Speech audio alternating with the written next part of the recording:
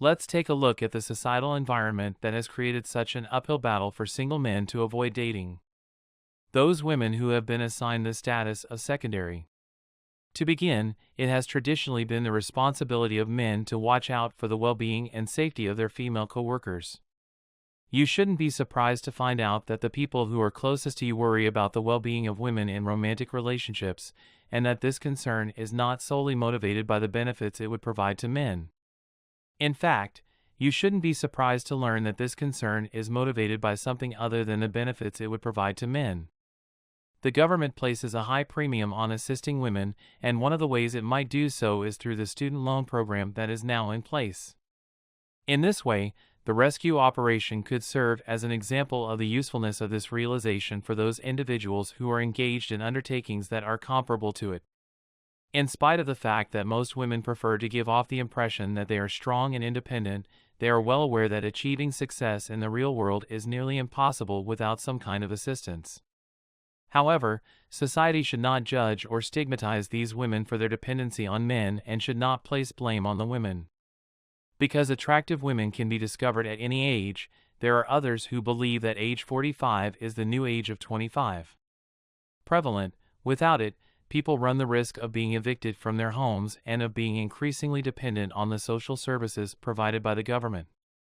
Spend money that was intended for social programs like Social Security and other such initiatives.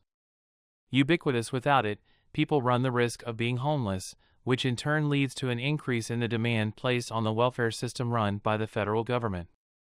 The responsibility for the problem falls on the government of the United States of America when there is only one person in a financially precarious condition and the government is hesitant to provide assistance out of worry that doing so will damage the efficacy of such programs. The majority of the time, the women in her social circle will advocate on her side when it comes to the men in her life. As a direct consequence of this, there are a greater number of women than there are men in this group. To begin, there are a significant number of more girls than there are dudes. Nevertheless, the question that needs to be addressed is, what exactly do they do? They make fun of him for being interested in women in their 20s, but he doesn't appear to be bothered by it at all. In addition to this, the fact that he prefers to date young women in their late teens and early 20s is being used as an excuse to label him with a variety of disorders and file complaints in an effort to halt and control him.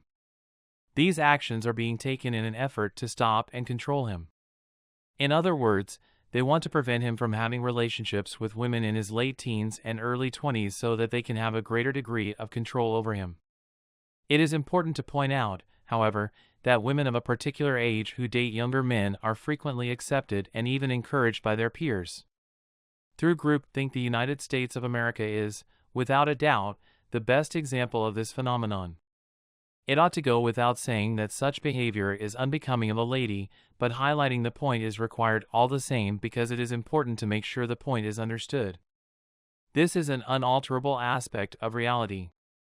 To put it more clearly, unless a woman has come into a large sum of money by inheritance, the majority of women are financially strapped. You need to get a head start on making plans to ensure her continued financial stability as she becomes older. Women will always be alluring to men since it is possible for them to utilize cosmetics to make themselves look years younger than they actually are. You younger women need to keep in mind that the older males in society are the primary breadwinners and providers for the society as a whole. Take this into consideration in the event that all of the wealthy, single men your age who are contemplating dating younger women actually go through with it. The only way for society to support newly single mothers who have put their careers on hold to raise their children is for young men to restrict themselves to dating only other people their own age. There has been an increase in the number of people of all ages joining the labor force, including youngsters. In addition, there are a lot of self-assured and capable women who have never put an emphasis on relationships before but are starting to do so now. In today's environment, unattached women confront the intangible problems of financial instability and the limited availability of potential companions. These challenges can make it difficult for them to find a partner. The most major challenges that modern women who live alone must face are those that are connected to their inability to maintain a stable financial situation and to find an adequate romantic companion. The current severe lack of men in the United States would be made far worse if it were mandatory for all of the country's women to seek out and wed much younger men. This is due to the fact that there are not sufficient numbers of men living in the United States to provide enough support for all of the women living there. Publicly shaming older men into not dating younger women is one strategy that has been found to be effective in increasing the number of single males. They have come to this conclusion as a result of the discovery that there are already a great number of young women available for purchase on the market. The goal is to increase the number of single men who are not currently involved in any type of committed relationship. If you want to pursue a romantic relationship with a woman of this age, you should be prepared for people to say things to you like, "She's young enough to be your daughter," or "You're a pervert for chasing a young 22-year-old lady." Both of these statements are likely to be made. Because you have sexual interest in a young woman, other people can accuse you of being a pervert. You are currently going through a moment of transition, and as a result, you are able to hold both of these viewpoints concurrently. To put it another way, why would you want to put yourself in danger by dating a woman who is both a significant amount of time ahead of you in age and a significant amount of time behind you in age? She is only interested in obtaining anything monetarily from you, and it most likely won't be very much. If women were more experienced, they would be able to pull something like this off.